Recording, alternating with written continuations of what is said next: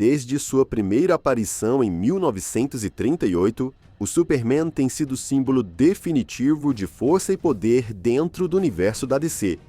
Mas, mesmo depois de quase um século de histórias, uma pergunta continua sem resposta.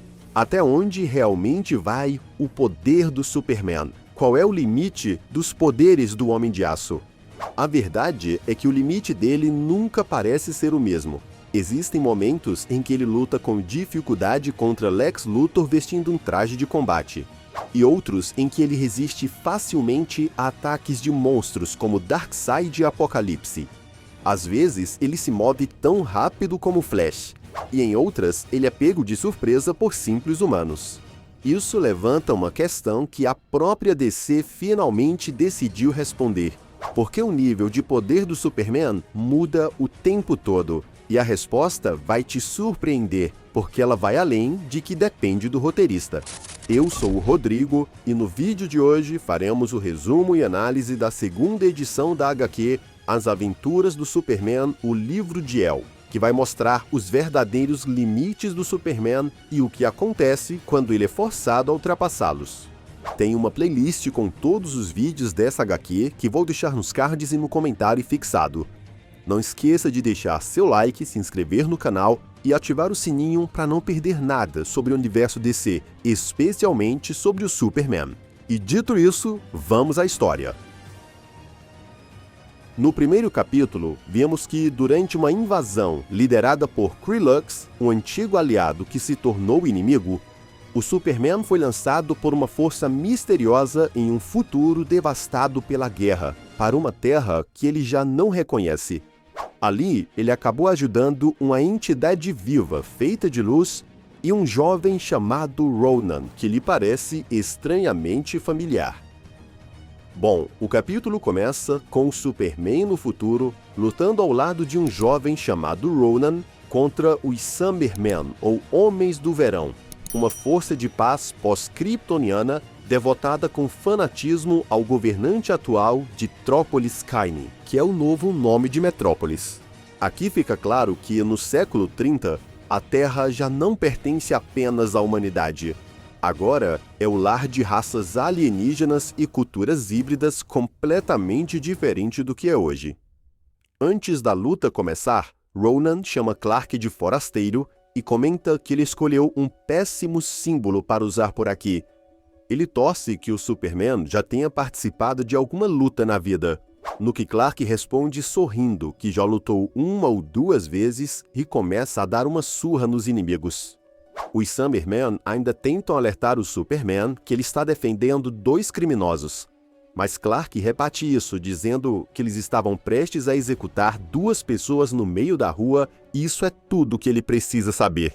Ele continua derrotando seus rivais, inclusive usando a visão de calor, até que, de repente, durante a luta, os Homens de Verão chamam Ronan de Ronan Kent, deixando Clark bem surpreso. Nisso, Ronan também ataca os inimigos, só que acidentalmente esse ataque acaba acertando um teleférico cheio de inocentes, o que o força a abandonar a luta para salvar os civis. Esse ato também deixa Tarik, que é esse pequeno ser de cor verde e que também é um alvo dos Summermen, completamente desprotegido. Então cabe ao Superman protegê-lo agora. E, de fato, o herói se coloca na frente de Tarik como escudo e é quando a narração revela algo surpreendente sobre o Superman. É dito que, por anos, muitos tentaram estudar e entender as habilidades do Superman Kal-El. Suas inúmeras aventuras documentadas tornam suas habilidades algo difícil de compreender por causa de seu hábito de usar apenas a força necessária e nada além disso. Por isso que, quando Superman era levado além de seus limites, aquilo que antes se entendia como o máximo de suas capacidades era frequentemente superado. Em resumo, os poderes do Superman nunca foram limitados por sua fisiologia, mas sim pelas necessidades dos oprimidos. Ou seja, isso significa que é impossível medir o verdadeiro limite do Superman porque ele nunca usa todo o seu poder.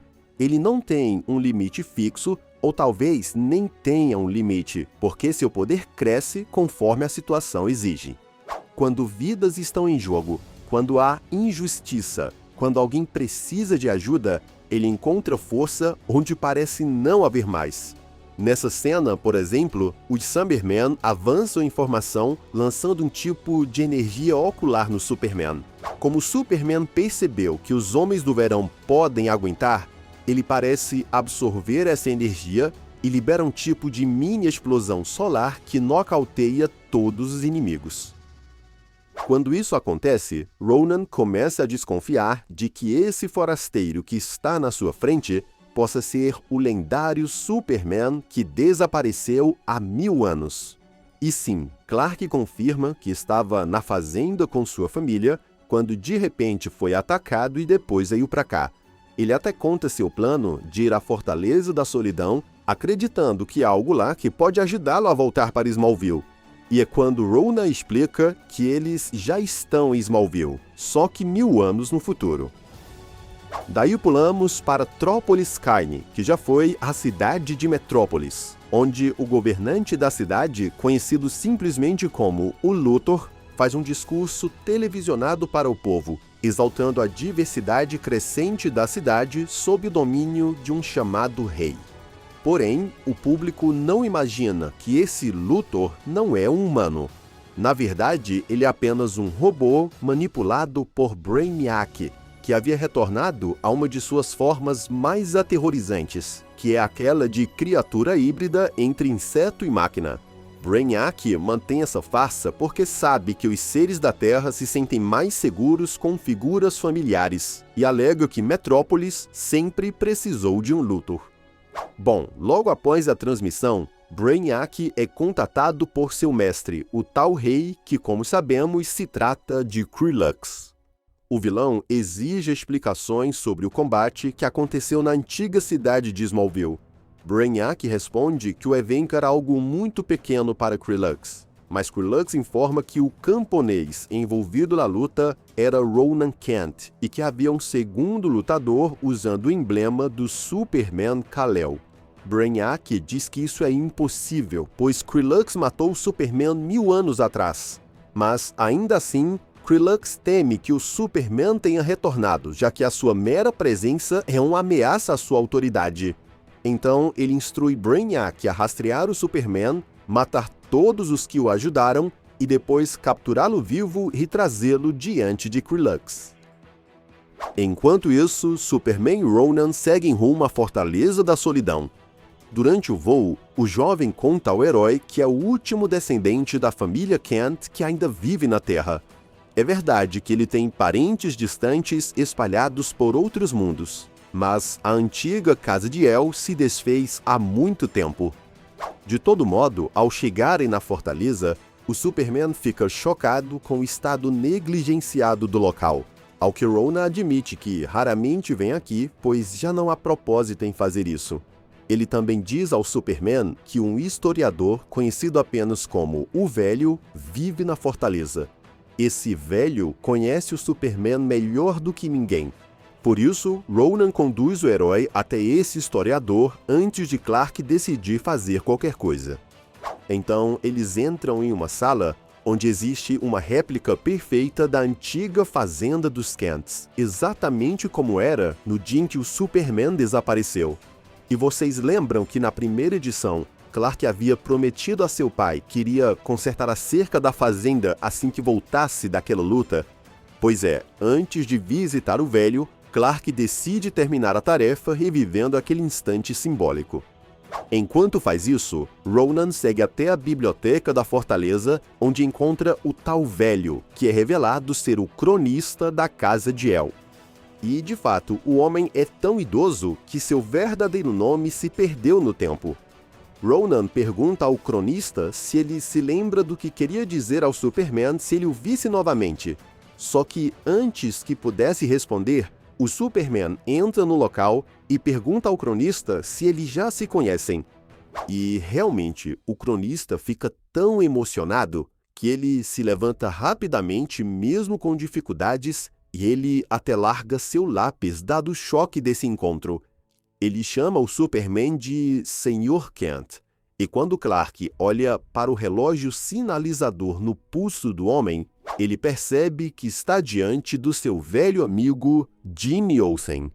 Sim, de alguma forma, Jimmy ainda está vivo e os dois amigos se abraçam alegremente.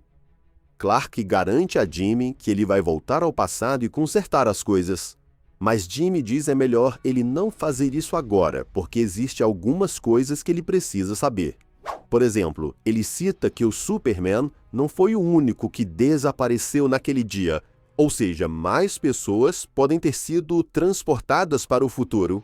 Mas antes de revelar quem mais veio, a fortaleza foi tomada por uma explosão. Acontece que Brainiac e seus Summermen haviam rastreado o herói até ali e agora avançavam prontos para capturá-lo. Ou seja, mesmo 1000 anos no futuro, teremos um confronto entre Superman e Brainiac. E assim encerramos mais um capítulo que mostra exatamente por que o Superman continua sendo um dos personagens mais fascinantes da DC. As ideias sobre o controle que o Superman exerce sobre seu próprio poder reforça que o verdadeiro limite do Superman nunca foi físico.